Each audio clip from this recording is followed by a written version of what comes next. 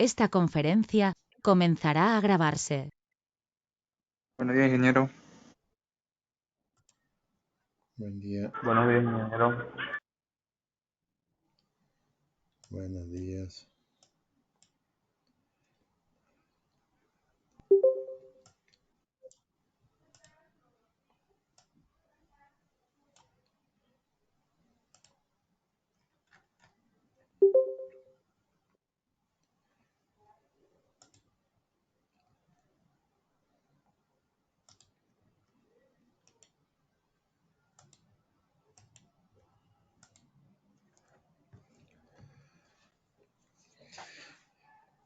Bien, vamos a empezar nuestra primera clase de protecciones, viendo lo que son los fundamentos principales.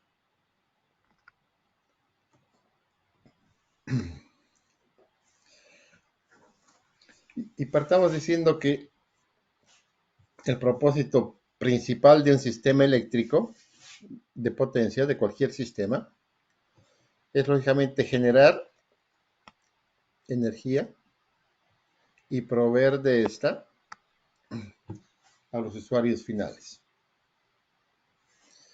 Y el diseño de estos sistemas de potencia, deben ser realizados de tal forma de entregar esta energía en las condiciones más confiables y, por supuesto, en las condiciones más económicas posibles. Pero por muy confiable que sea el sistema no está exento de tener fallas y, por lo tanto, van a existir cortes en los sistemas que pueden ser de corta duración o pueden ser de larga duración, que lógicamente afecta grandemente en nuestra vida diaria y sobre todo en nuestra sociedad moderna, que cada día a día es más electrificado. Y por lo tanto, lo que los consumos de hoy en día exigen es que los sistemas sean más confiables y sean más seguros. Lamentablemente, los requerimientos de confiabilidad y los requerimientos de economía son opuestos. Mientras más confiable queremos el sistema, este va a salir mucho más caro. Pero lo que sí sabemos es que el sistema debe operar en una forma segura la mayor cantidad del tiempo. Sin embargo, como dijimos, que las fallas siempre van a existir, ya sean fallas por condiciones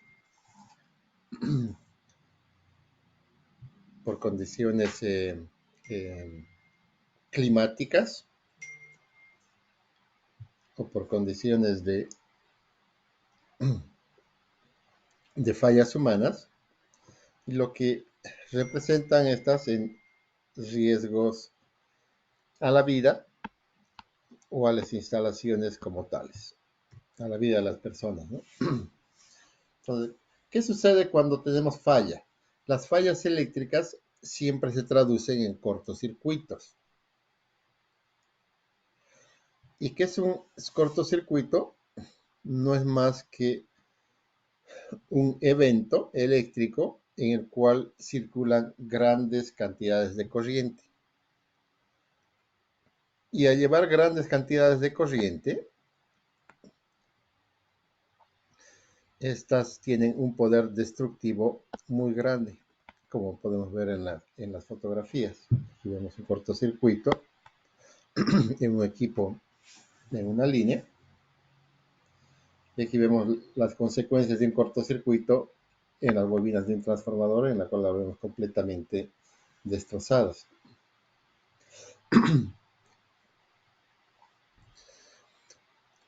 Aún lejos del punto de cortocircuito, donde se va a producir un arco, igual circulan grandes corrientes de cortocircuito, que van fluyendo desde la fuente hasta el punto de cortocircuito. Las mismas que pueden causar daño en los equipos por donde está pasando estas corrientes, aunque estos equipos no estén en falla, pero sí van a circular por ellas las corrientes de cortocircuito. Y como son grandes corrientes, suficiente con que circulen unos cuantos segundos más de lo permitido para que estos equipos entren en cortocircuito. ¿Debido a qué? Debido a que las grandes corrientes producen altas temperaturas, esas altas temperaturas producen el deterioro de la aislación, y si la aislación se deteriora, entonces van a entrar en cortocircuito entre una o más fases de los equipos por donde está circulando esa gran corriente.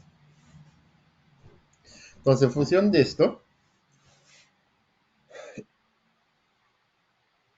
y ante la seguridad de que siempre van a existir fallas, requerimos de un adecuado sistema de protecciones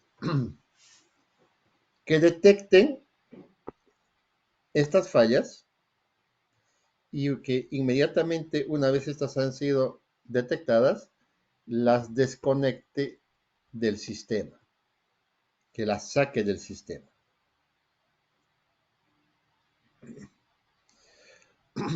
Entonces, aquí el primer punto de lo que es el esquema de protecciones, el sistema de protecciones eléctricas, es que el sistema de protecciones no es para evitar las fallas, porque las fallas siempre van a existir, sino es para que las pueda detectar lo más rápidamente posible, y una vez que las ha detectado, que desconecte a los equipos que están en falla, para evitar mayores daños en los equipos y evitar daños a las personas que podrían estar en las proximidades.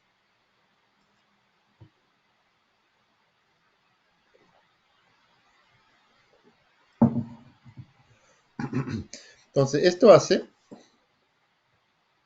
la importancia que tienen dentro de los sistemas eléctricos de potencia los ingenieros de protección, que son los encargados de diseñar los esquemas de tal forma de minimizar los daños, ya sea en las personas o en los equipos como tales.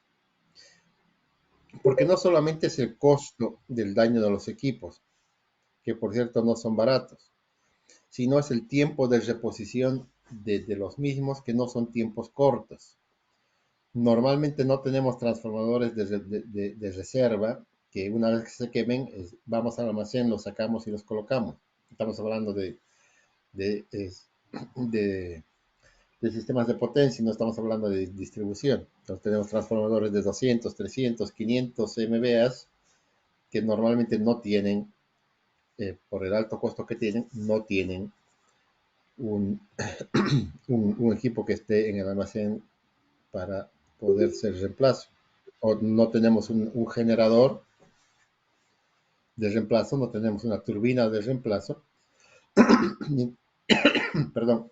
Entonces, si esto se quema, entonces sus tiempos de reposición van a ser meses o van a ser años. Y las consecuencias para los sistemas de potencia pueden ser trágicos.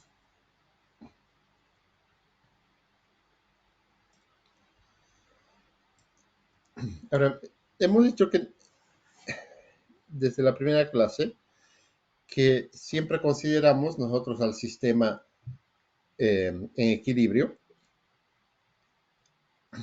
y por lo tanto la representación unifilar, como la que vemos aquí en la gráfica, es suficiente, es suficiente como para poder hacer la representación de la misma y poder hacer el estudio de los diferentes fenómenos o de las diferentes condiciones operativas que tenga el sistema. Entonces, dependiendo de las normas, tendremos diferentes representaciones de los equipos en cada norma. Esta es la norma americana. Entonces los generadores se especifican de esa forma, los transformadores de esta manera, los interruptores de esta forma, Y las subestaciones, estas son las barras de las subestaciones, o los nodos del sistema, que también se llama, están representados de esa forma. Entonces, podemos ver todo el sistema de un simple diagrama unifilar y tener una ubicación física del tamaño y la magnitud de nuestro sistema. Ahora, cuando hablamos de protecciones, estamos hablando de qué elementos. Entonces, vayamos a algunas definiciones que son importantes. La primera, el sistema de protección, que es el arreglo completo de los equipos de protección y otros equipos requeridos para alcanzar una función específica basada en un principio de protección. Entonces, cuando hablamos del sistema de protección, estamos hablando del sistema completo de protección. Entonces, estamos hablando del relé de protección como tal, estamos hablando de los interruptores, estamos hablando de los transformadores de corriente, de los transformadores de voltaje, estamos hablando del sistema de corriente continua, estamos hablando de los relés auxiliares que hacen que ayudan a la función, estamos hablando de los contactores auxiliares, estamos hablando del cableado, estamos hablando de todo lo que conforma el sistema de protección. Cuando hablamos de los equipos de protección, nos estamos refiriendo al equipo específico que va a servir como elemento de protección. Y estos, fundamentalmente para nosotros, que estamos hablando de sistemas de potencia, son los relés de protección. Y lógicamente también en otras partes del sistema existen lo que son los fusibles, sobre todo usado en la parte de distribución, que son más baratos. Y en esta definición de equipos de protección que estamos hablando, el equipo de protección como tal, no están incluidos ni los transformadores de medida, ni los interruptores, ni los contactores. Solamente el equipo que es el equipo de protección. El esquema de protección, la tercera definición, es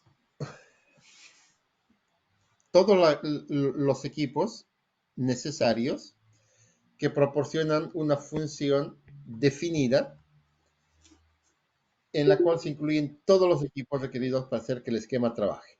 Entonces aquí van a estar los equipos de protección, los transformadores de medida, de corriente, de tensión, los interruptores, el sistema de corriente continua, etcétera, etcétera, y todos los equipos que hacen que el esquema funcione. Una buena analogía anatómica de lo que es el esquema de protección y los interruptores es que los relés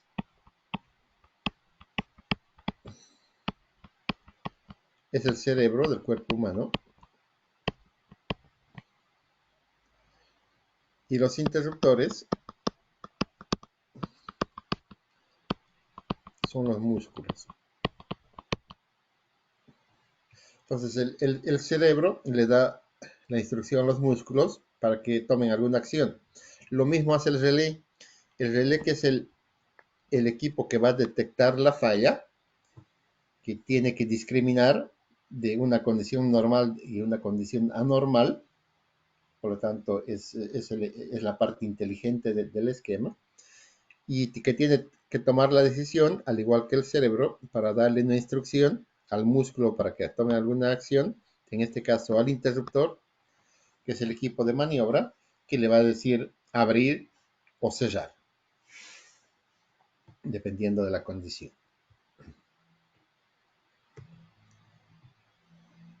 Pues, los relés, que son la parte fundamental de nuestro estudio, hoy en día se los clasifica de acuerdo a la tecnología con las cuales ellos han sido fabricados. Y entonces tenemos, entre los diversos, tenemos los electromecánicos, que por supuesto han sido los primeros relés que se han fabricado desde que se ha creado la electricidad y han estado presentes por más de 100 años, todavía siguen presentes en el mercado, debido a su alta confiabilidad y a la alta seguridad de estos equipos. Aproximadamente a partir de los años 60, con el crecimiento de la electrónica, salieron los relés estáticos, que no han tenido una vida muy larga, porque nunca han podido igualar en cuanto a confiabilidad y en cuanto a seguridad a los relés electromecánicos, y rápidamente han sido desplazados por los relés digitales y los relés numéricos, que son los relés que prevalecen hoy en día. Entonces, básicamente hoy en día el mercado está dominado por lo que son estos dos tipos de relés, que son relés inteligentes, que tienen tanta confiabilidad como los relés electromecánicos y seguridad, y adicionalmente que tienen la ventaja de ser más pequeños, de hacer funciones extras, como vamos a ver más adelante, como ser funciones de medición, de detección, de información, de graficación, funciones de memoria, que lógicamente los relés electromecánicos no los tenían. Ahora, ¿qué es lo importante? Que independientemente del avance de la tecnología, la forma más didáctica para seguir enseñando es trabajando con los relés electromecánicos. ¿Por qué es más entendible explicar con los relés electromecánicos? Y ustedes van a ver los libros modernos de hoy en día, o los últimos libros, siempre su explicación está fundamentada en la operación de los relés electromecánicos, porque el relé electromecánico es un equipo en el cual puedes ver sus partes móviles que ejercen una acción, y la puedes ver, la puedes visualizar. Vas a ver que se mueven unos contactos, vas a ver que se mueven un disco como el medidor que hay en su casa, digamos, que está girando. Entonces están viendo que algo está sucediendo ahí. Y lo mismo son los relés electromecánicos. En cambio, si nos vamos a la electrónica pura, ustedes saben que los relés básicamente son una caja negra, donde tenemos una entrada, y aquí el relé en esta caja negra hará algo a través de algún algoritmo, y tenemos una salida. Entonces aquí tenemos una entrada y aquí tenemos una salida. Y entonces, explicar qué es lo que hace aquí a través de los circuitos integrados y más, es más incomprensible que hacerlo con algo que lo podemos visualizar claramente. Y entonces seguimos enseñando con los relés electromecánicos porque didácticamente es más fácil, es más entendible.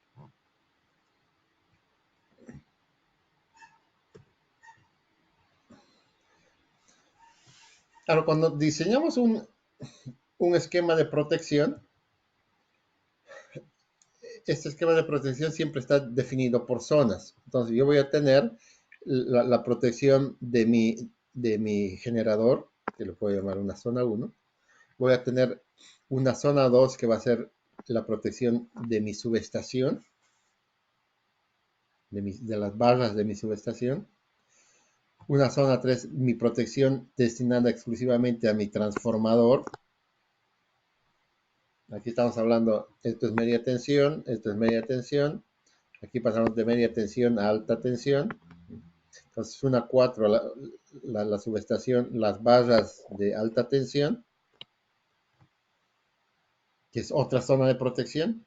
Y luego otras zonas que van a ser las líneas que salen de mi subestación, mi protección de línea, que le puedes decir protección de línea zona 5, protección de línea zona 6, protección de línea zona 7.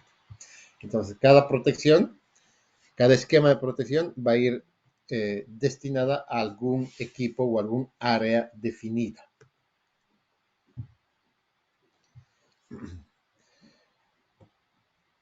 Ahora, lo que nos interesa es proteger el 100% de las instalaciones eléctricas.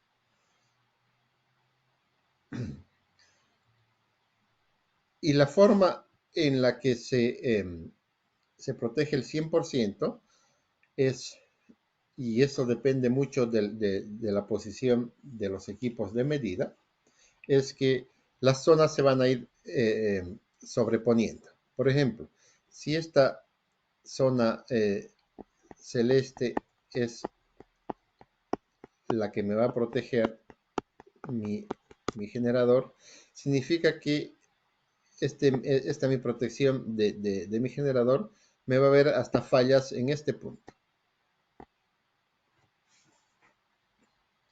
No solamente mi generador, que es este equipo, sino me va a ver un poquito más allá, porque seguramente por aquí está mi equipo de medida. Y la protección de mi transformador me va a ver hasta este punto, hasta el borde de la raya verde. Entonces,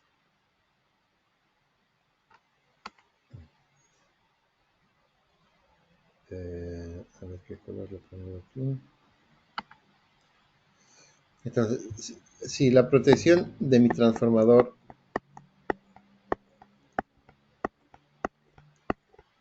es todo el área verde, aquí yo voy a tener una zona de superposición.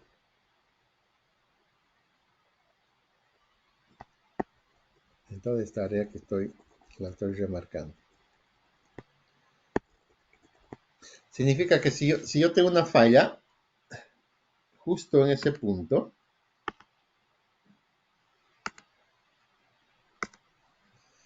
una falla aquí, entonces me debería operar o me va a operar la protección de mi generador y me va a operar la protección de mi transformador.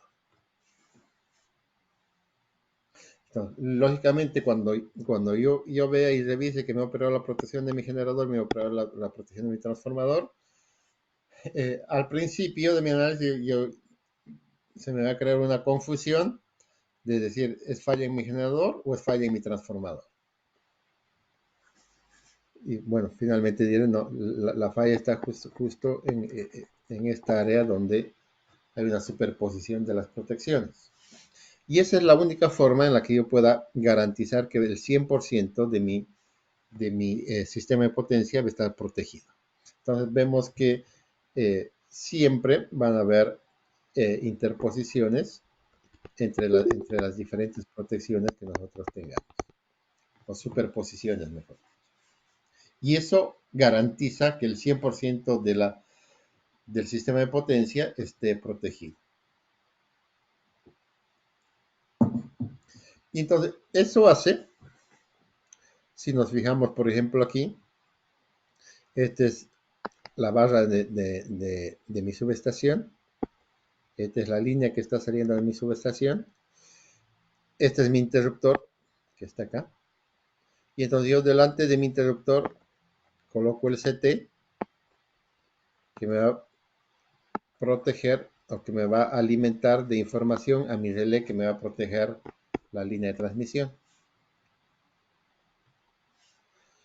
Y para proteger mi subestación, mi barra de mi subestación que está aquí, yo voy a colocar este otro CT que está después del interruptor y que me va a mirar hacia este lado para alimentarme a mi relé que me está controlando que me está protegiendo la barra de mi subestación. Entonces vemos claramente que debido a la posición de mis equipos, yo voy a tener que en toda esta parte hay una superposición en las zonas de protección.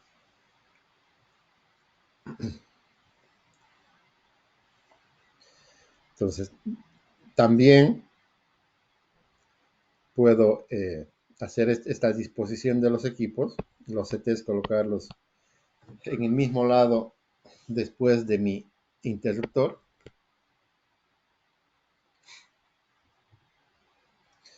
Entonces, si tengo una falla aquí, que es una falla de línea,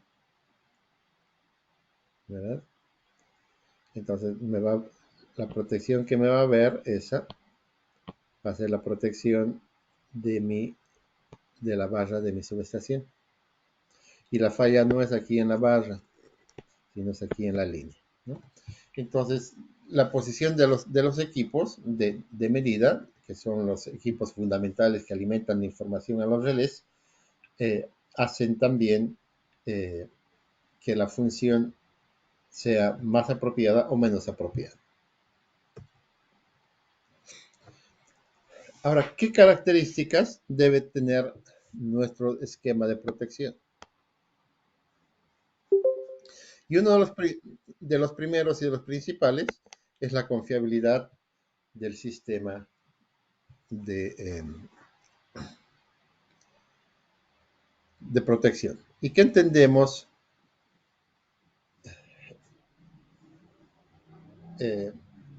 sobre lo que es la confiabilidad?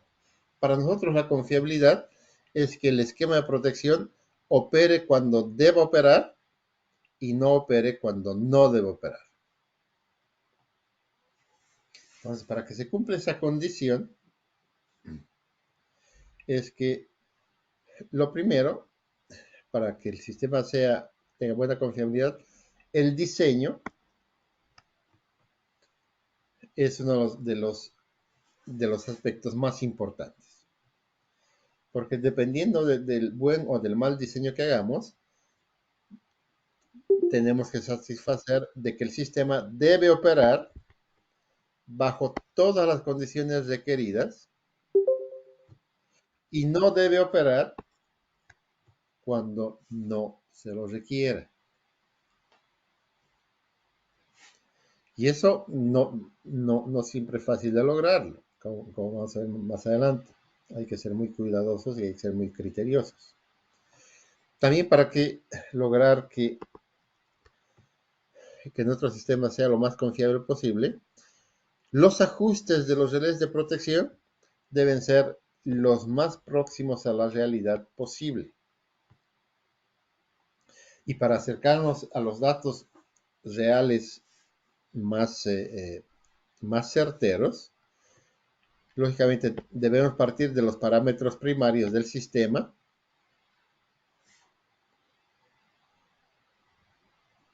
como son las corrientes de falla. Hay que calcular los cortocircuitos en función de qué los calculamos, en función de la información de los generadores, de los transformadores, de las líneas, de los cables que tenemos, etcétera, etcétera, de los CTs, de los PTs. Y por lo tanto, esa información es fundamental para poder nosotros hacer un buen ajuste en los equipos de protección. Por otro lado, también sabemos que las características de los sistemas de potencia cambian con el tiempo. Es decir, normalmente los sistemas eléctricos crecen. ¿Por qué? Porque crece la población, crecen las ciudades, crecen las industrias y por lo tanto hay mayor cantidad de potencia demandada y por lo tanto hay que construir más líneas, hay que poner más generadores, hay que poner más transformadores y eso hace de que haya cambios en la carga, haya cambios en la ubicación de los equipos, hay cambios en la cantidad de generadores, por lo tanto hay mayor incremento de la corriente cortocircuita. Y esto hace, si varían las variables, varían estas variables de nuestros parámetros primarios, significa que nuestros ajustes van a ir variando también. Y lo que hace que debido a estos cambios debemos verificar nuestros ajustes en intervalos razonables de tiempo. Normalmente se va a hacer cada año o cada 2 años la revisión de los ajustes de los relés de protección. Es una tarea bastante morosa.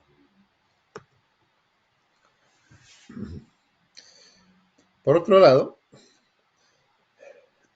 El tercer aspecto importante para tener un sistema confiable es tener las instalaciones apropiadas. ¿Y cómo tener las instalaciones apropiadas? Lo que los gringos le llaman usar los equipos de última tecnología, state of the art en lo que es la tecnología.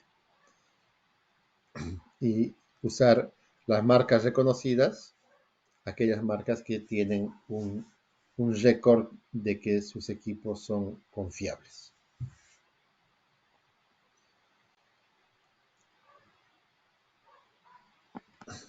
El cuarto aspecto para tener un sistema confiable es que tenemos que probar todo el esquema de protección de una forma apropiada. Y estas son pruebas en el sitio para garantizar que estos equipos están operando correctamente. Y estas pruebas lo que tienen que probar es que la instalación sea correcta, es decir, que los cables estén llegando donde tienen que llegar, que las corrientes estén circulando, que los voltajes estén presentes, eh, que el sistema de control esté funcionando adecuadamente, que la corriente continua esté presente, que el banco de batería esté siempre cargado, etcétera, etcétera. Y lógicamente que no haya equipos dañados. ¿Cómo se hace esto?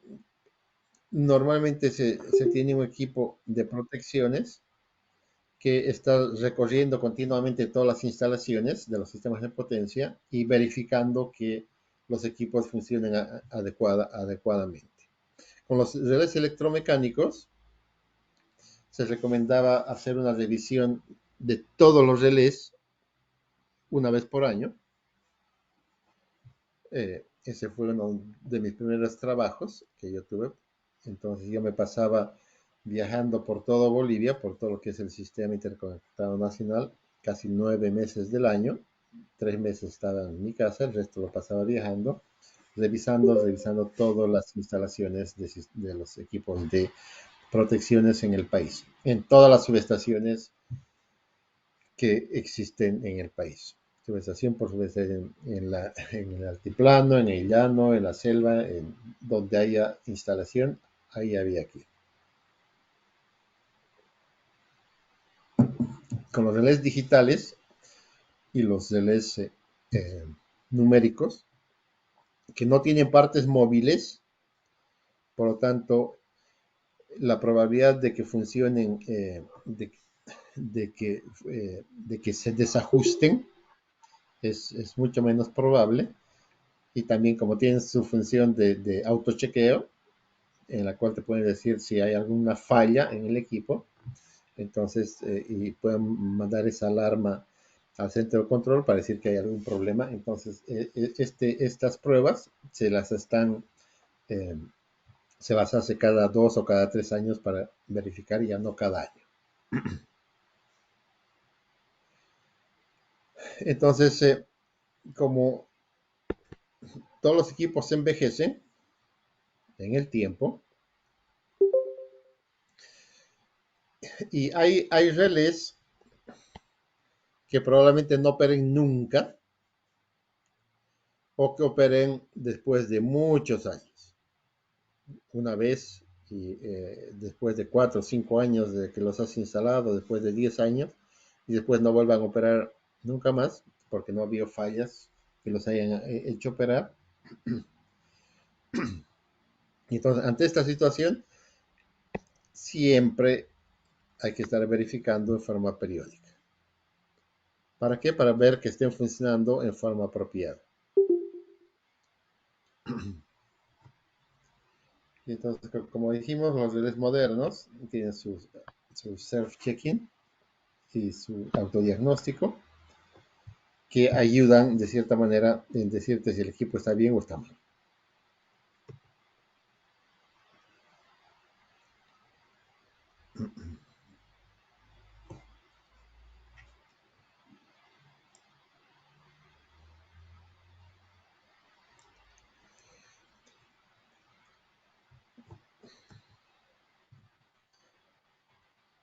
Ahora,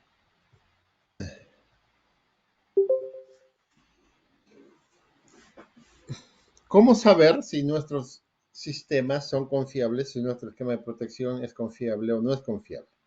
Y entonces lo que normalmente hacen las empresas es que el comportamiento de la protección siempre se la va registrando para tener una estadística y saber cuál ha sido su comportamiento a lo largo del tiempo.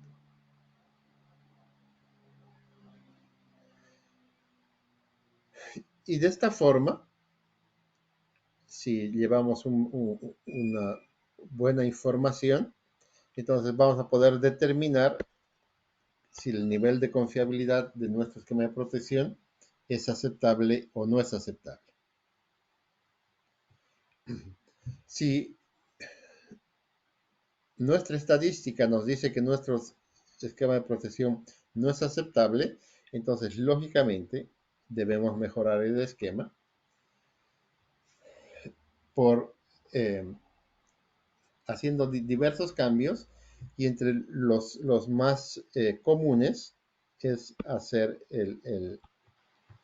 esquemas redundantes, de doble redundancia, triple redundancia, para evitar, para incrementar la confiabilidad.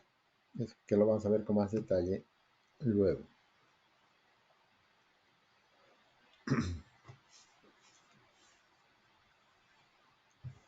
En un esquema de protección, siempre hay una protección principal y hay una protección secundaria.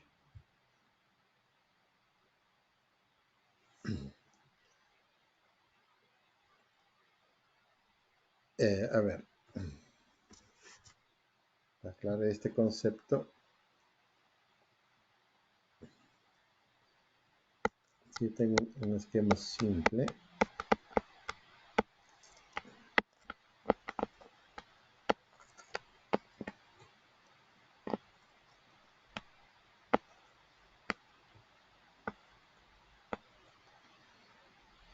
y aquí tengo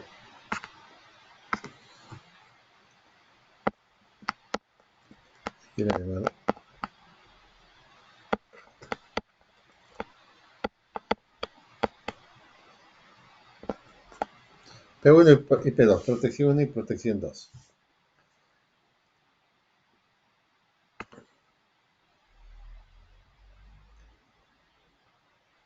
Okay, y si tengo una falla, si tengo una falla en este punto,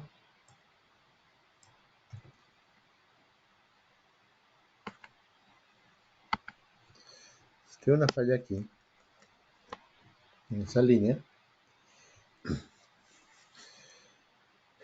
lógicamente mi protección principal es la protección que está diseñada para protegerme esta línea y que es la protección P2.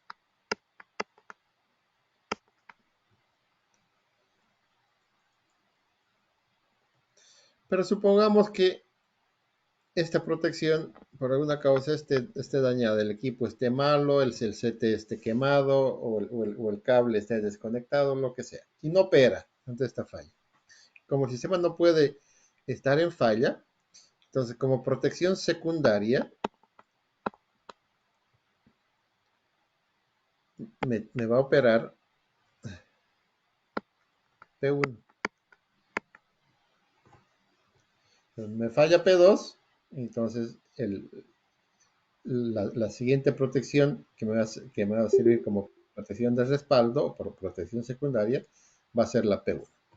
Entonces siempre en el esquema yo voy a tener una protección primaria y una protección secundaria.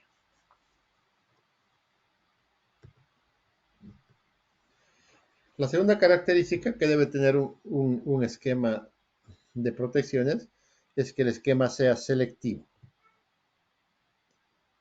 Y es una característica importantísima la selectividad. ¿Y a qué se refiere? Que ante una falla, la operación del esquema de protección debe abrir solamente aquel interruptor cuya operación sea requerida para aislar la falla. Y esa es la selectividad. Entonces, aquí en este ejemplo,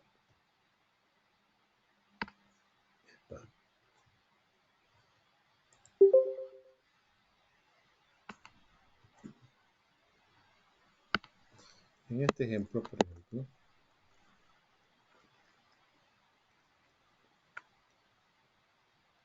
para que mi esquema sea selectivo, si mi esquema es selectivo, ante esta falla debe operar P2.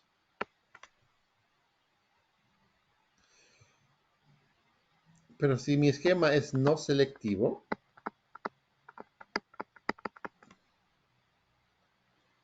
para esta falla podría operar P1. O sea, P1 adelantarse a P2. ¿Y eso qué significa? La pérdida de la selectividad en un esquema de protección. Por ejemplo, si mi esquema es selectivo y opera P2, ante esta falla, esta carga va a quedar fuera del sistema. Pero si mi esquema no es selectivo y en lugar de operar P1 de P2 para esta falla opera P1, entonces que me va a abrir esta línea aquí. Entonces, adicionalmente a esta carga que debía salir, también va a salir esta otra carga. Entonces, por falta de selectividad, yo voy a dejar sin energía a otros clientes que no tienen nada que ver con la falla. Entonces, la selectividad es un tema muy importante. ¿Y cómo se consigue que los esquemas sean selectivos? Por haciendo que nuestros esquemas de protección se coordinen. Puede ser coordinación por tiempo. Entonces, ante esta falla, primero va a operar este. En caso de que no opere, X cantidad de tiempo después, recién va a operar este. Y eso se llama coordinación de tiempo.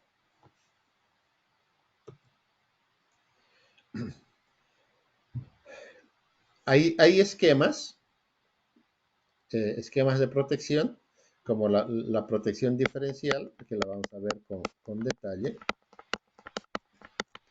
que es un esquema que no necesita coordinación. Entonces, es un esquema que yo voy a proteger este equipo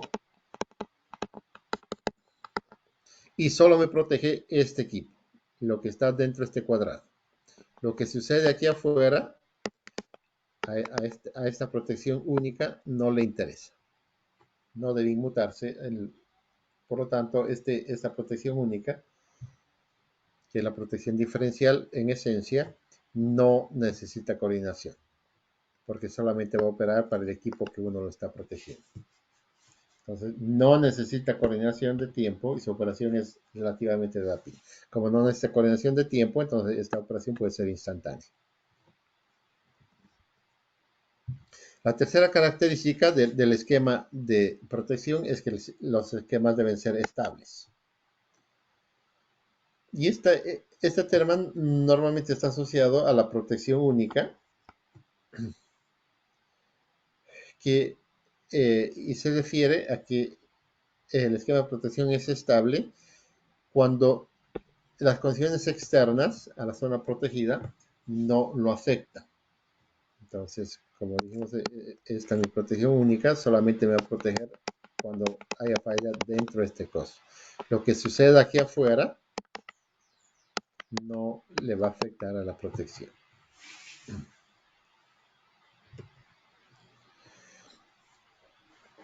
La cuarta característica del esquema de protección es que debe ser rápido, debe actuar lo más rápidamente posible, por lo tanto debe ser veloz.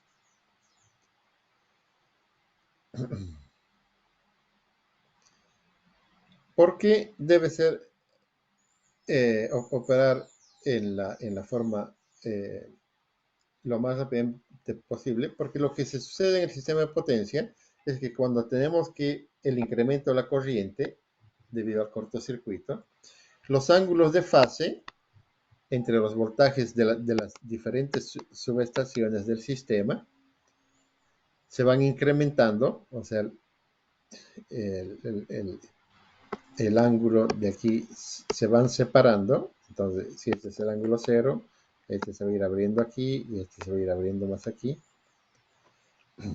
Y a medida que el ángulo se va separando, entonces va a haber una pérdida de sincronismo del sistema. Entonces, es como si los sistemas se separaran y entonces este esquema empieza a girar a una velocidad y este otro a otra velocidad. Y si eso sucede en el sistema, es que el sistema va a entrar en un colapso total por pérdida de sincronismo. Los equipos van a empezar a salirse, los generadores van a empezar a disparar para protegerse ellos de dañarse. Por lo tanto, mientras más rápido opere la protección, menos probabilidades de mayores fallas en el sistema. Más aún, los generadores son los equipos más caros del sistema de potencia, por lo tanto necesitan, y son los equipos que generan las corrientes de cortocircuito, por lo tanto las corrientes circulan por las bobinas de los generadores. Y hoy en día que ya trabajamos con extra alta tensión, necesitamos esquemas de protección que respondan lo más rápidamente posible y que tengan la más alta confiabilidad posible. Y finalmente la quinta característica es que el esquema de protección debe ser lo más sensible posible. Y esto, ¿qué se entiende por la sensibilidad? De que en términos más rudimentarios, de que apenas se esté iniciando la falla en el sistema, ya la protección la pueda detectar. No que espere a que realmente la falla esté en su máximo, en su máxima realización y recién operar. Entonces, mientras más sensible sea la protección, más rápido va a ser para detectar el fenómeno. Y por lo tanto, esto se traduce en que mientras más bajo sea su ajuste, ya sean de corrientes, de voltajes, de potencias, de impedancias, etc., nuestra esquema de protección va a ser más sensible, va a tener una respuesta más rápida ante el evento que se esté sucediendo. Entonces, cuando decimos que un esquema de protección es sensible, cuando sus parámetros de operación, o sea, sus ajustes, son los más bajos posibles.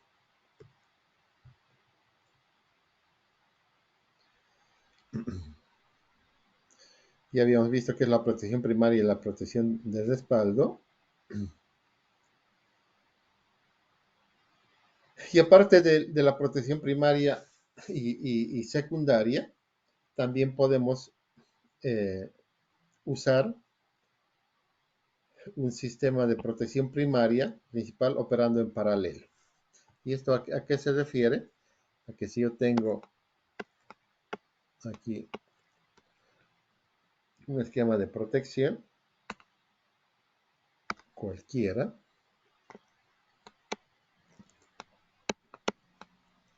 entonces, lo que yo puedo hacer para incrementar la confiabilidad es duplicar el equipo de protección exactamente igual con los mismos ajustes, de tal forma si este falla por alguna causa, este va a operar, por lo tanto la confiabilidad se va a incrementar. Y también lo que hacen otros esquemas más exigentes es que, bueno, no solo voy a duplicar el relé como tal, sino que voy a duplicar también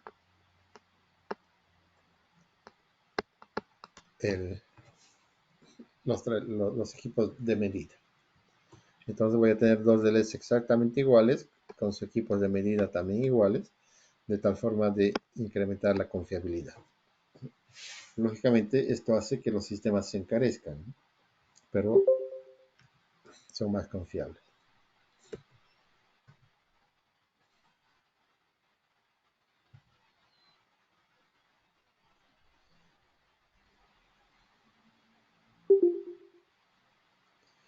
Ahora, este respaldo puede ser local, como el que hemos dibujado acá, ¿no? En la misma ubicación.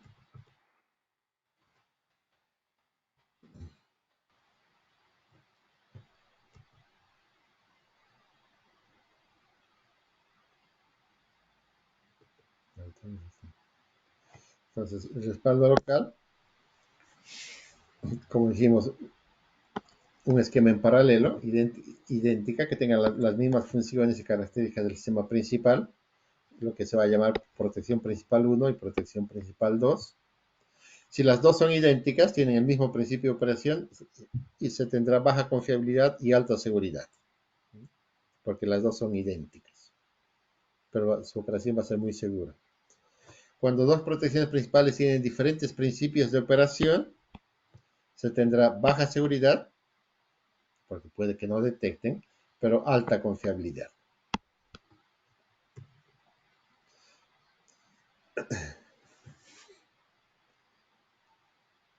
Y también podemos tener respaldo remoto, como vamos a ver más adelante, en la protección de distancia, sobre todo. Esta es una protección escalonada.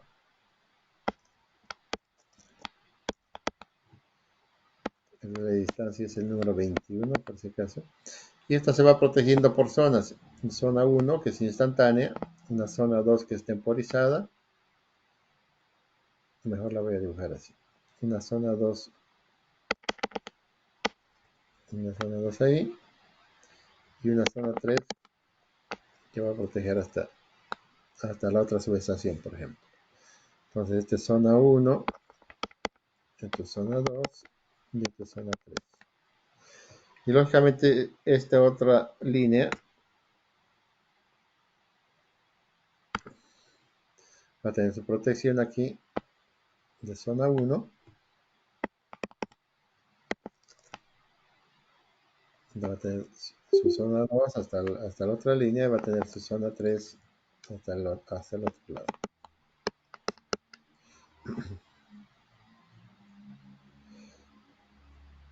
Entonces, esta normalmente...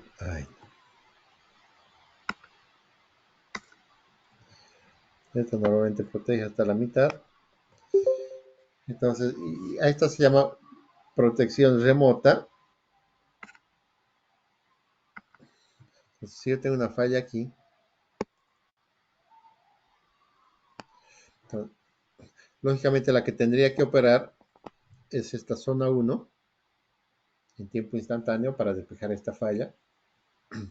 Pero en caso de que falle esta protección, desde la otra subestación, como respaldo remoto, esta va a ver en zona 2 esta falla, que es temporizada. Y como esta no operó porque está en falla, esta va a operar X segundos después para abrir este interruptor y aislar esta falla, ¿no? Y eso se llama respaldo remoto.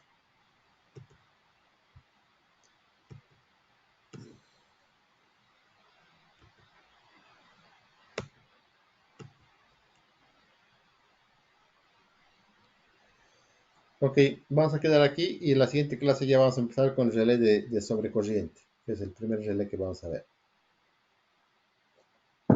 ¿Alguna pregunta? Ingeniero, buenos días. Sus apuntes, disculpen, ¿en qué fotocopiadora la encontramos? Me he olvidado, pero hasta el lunes les mando la dirección. Me he olvidado hablar con la fotocopiadora. Gracias Bueno, por hacerme ingeniero, recuerdo. Ya, listo. listo. Chao, chao. Hasta luego.